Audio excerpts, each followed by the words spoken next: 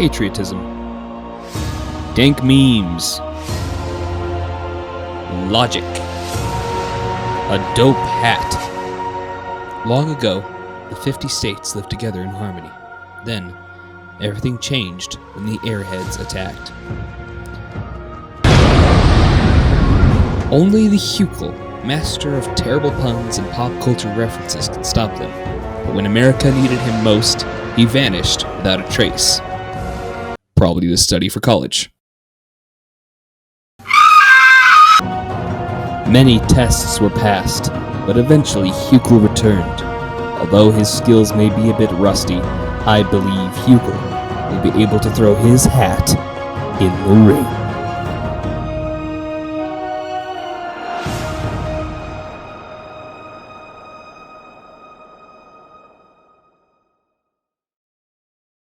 Hello everybody, and welcome back to Hat in the Ring. I know, I've been gone for some time.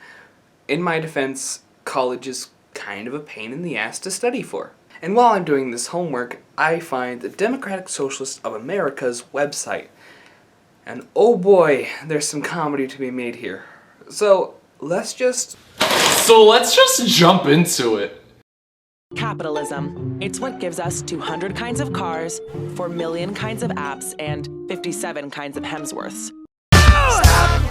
Wait a minute! Capitalism. It's what gives us 200 types of cars, 4 million types of apps, and a bunch of different Hemsworths. Okay. Fuck yeah, it does! That's fucking awesome! Contrast this with socialism and communism, both of which are government control of cars, what people communicate with, and, okay, maybe not Hemsworth, but I think you get what I'm going for. You know, there's a 10-year delay in the Soviet Union of delivery of an automobile. And only 1 out of 7 families in the Soviet Union own automobiles. There's a 10-year wait. And you go through quite a process when you're ready to buy, and then you put up the money in advance. And this happened to a fella.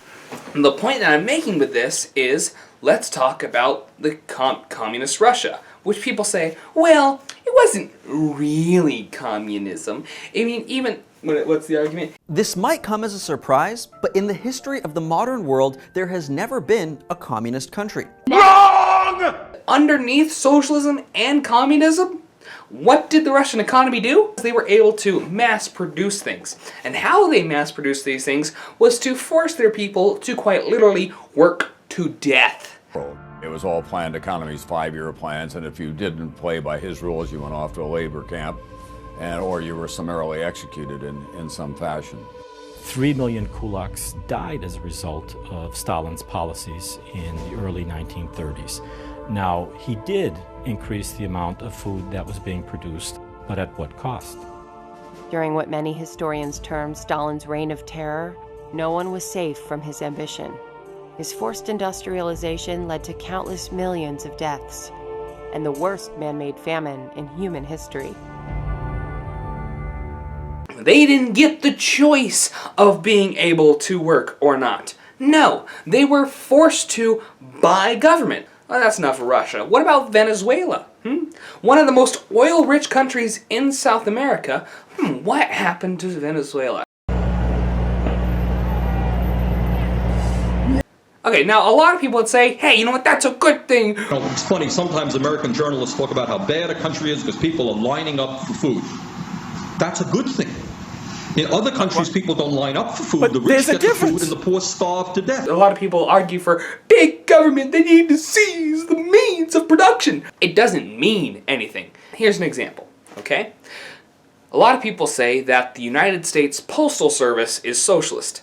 What a lot of people may not realize is that America is kind of already a socialist country. Some of the most obvious are things like Medicare and Social Security. Free K-12 education. National parks, prisons, and the whole justice system. The Postal Service. Disposal of your toilet waste. Even the Army are all socialist programs. Just because your taxes pay for it, that doesn't make it socialist. And 2, if you really want the USPS to be your hill to die on, okay, you do that. Except that the USPS sucked until competition came along. I have a package for you. Sounds broken. Most likely, sir. I'll bet it was something nice, though. Okay, let's say we have 2 gas stations on the street, right? Each one on an opposite side of the street. What's going to happen is, if we didn't bail out large companies, is that they would compete for the lower price. Okay?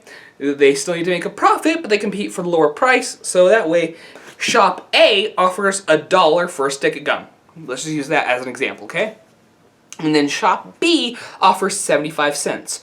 Which one are more people going to go to? Probably Shop B, because they get the exact same stick of gum for a lower price. Boom. Simple. Nailed it on the head.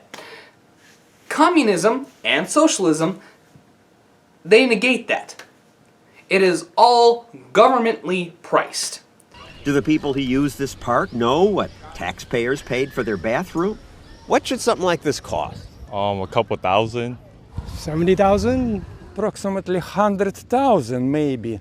Or maybe they spent $2 million. For this?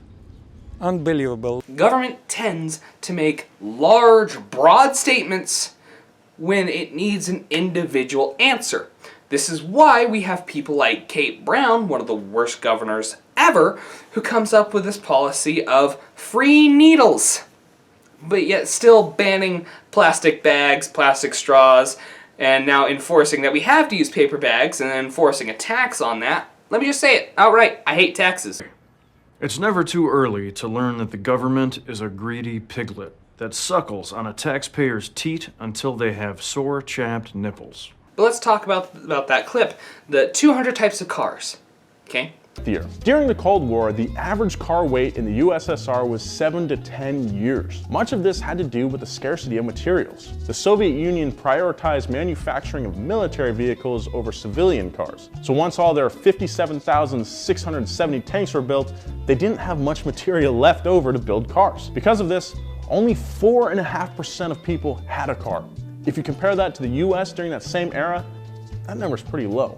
If communism and socialism is so great, then why were people stealing tanks to break into capitalist East Berlin? Why is it that people would risk their lives to escape the Stasi of communist Germany? If it's so fantastic, so utopian, then why did people try to run away?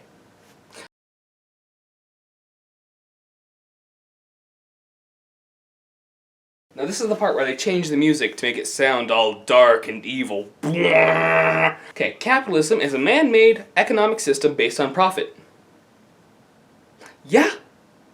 And guess what? What they fail to take into account is risk and reward.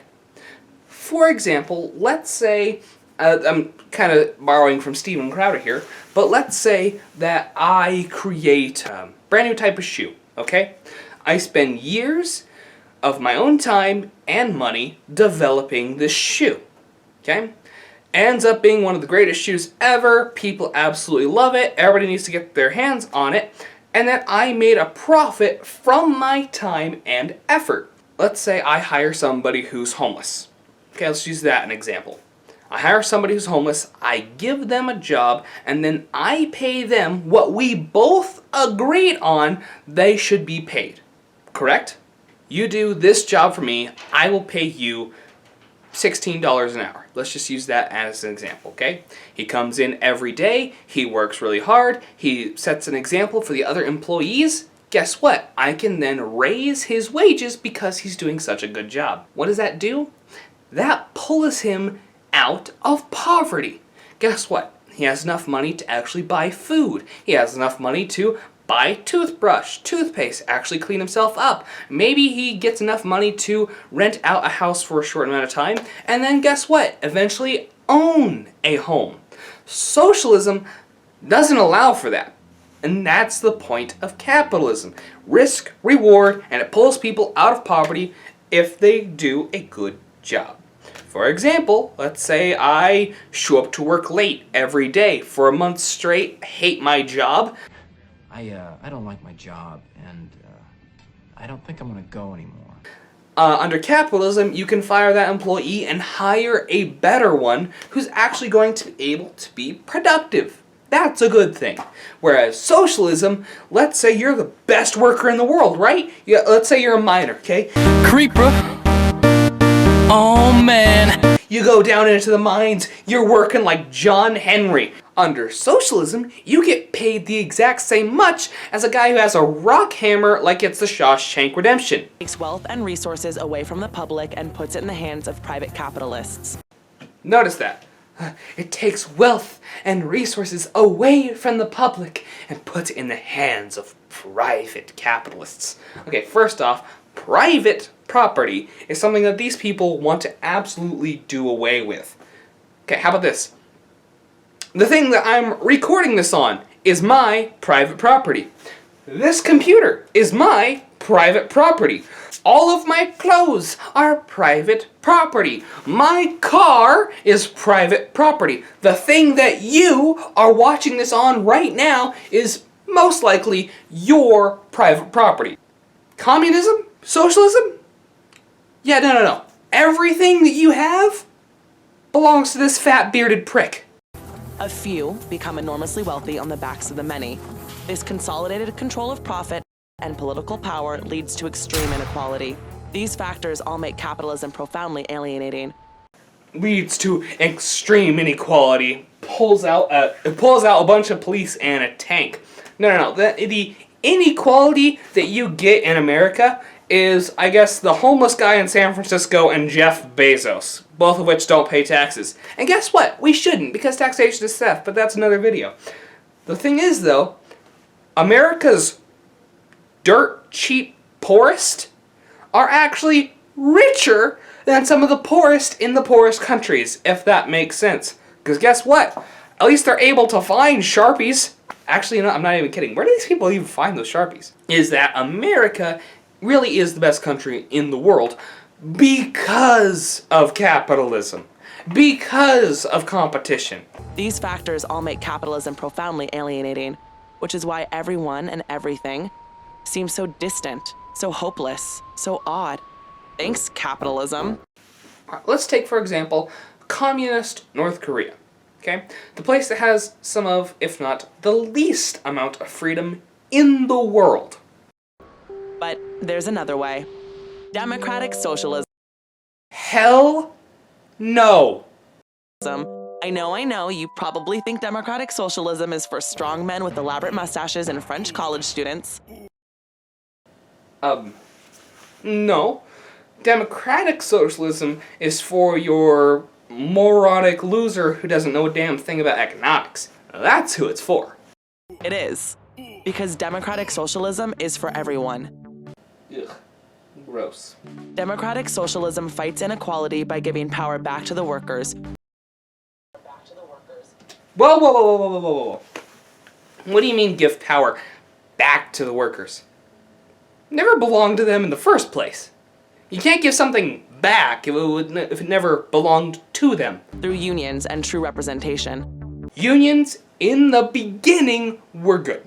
Okay, they were. Okay, they were like for example, the Carnegie Steel.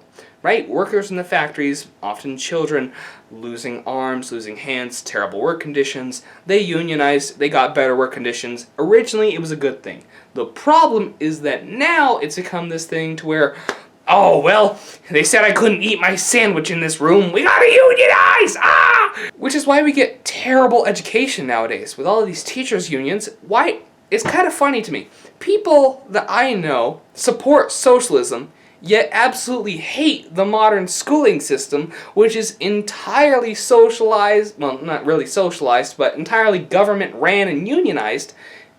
It freaking sucks! How about instead of telling us about mitochondria being the powerhouse of the cell, how about you tell us about, I don't know, how to file taxes, how tax returns work, how about how to put a down payment on a house, how about how to open up a stock market account? Anyone? Like, that is actually useful information. But we don't get that in our schools because we need to know about how tall the emperor penguin is.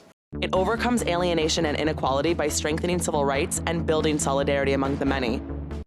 So it's fascism, right? Isn't that what Hitler did, the National Socialist Workers' Party? No system is perfect. but the one we live in now is needlessly cruel and unfair. Yes, please show me more cruelty under capitalism. Here. Capitalistic cruelty. You're fired. Socialism cruelty. Davies Perez is a very sick 14-year-old boy. Yes, he's 14. He lost 22 pounds in 2 months in hospital. Painful ulcers in his mouth mean he can only take in liquids. Spots that hurt like severe burns cover his body. And millions want something new, something better. Help build that something through the Democratic Socialists of America. New members joining every day, new chapters starting every week. We're waiting. And that's how the video ends. Now that millions want something new and something better, we already have the absolute best thing possible. Look, just because something is new doesn't necessarily make it good. Just like how iPhone produces the exact same phone every single year. Also, Android for life.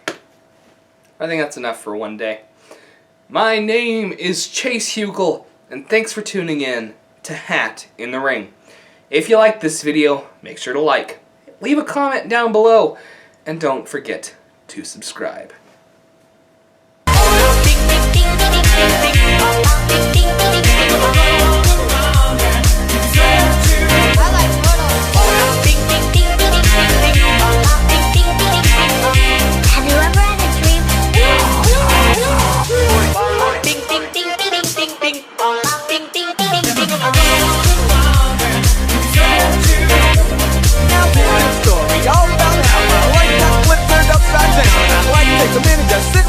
I'll tell you how I became the Prince of the Bel Air. Speaking of capitalism versus socialism, in case you didn't know, I have t-shirts available. If you want to help me pay for college, make new videos on a more regular basis, and get some pretty cool shirts that I personally designed, check out my store and Represent. Links are in the description. Have a great day.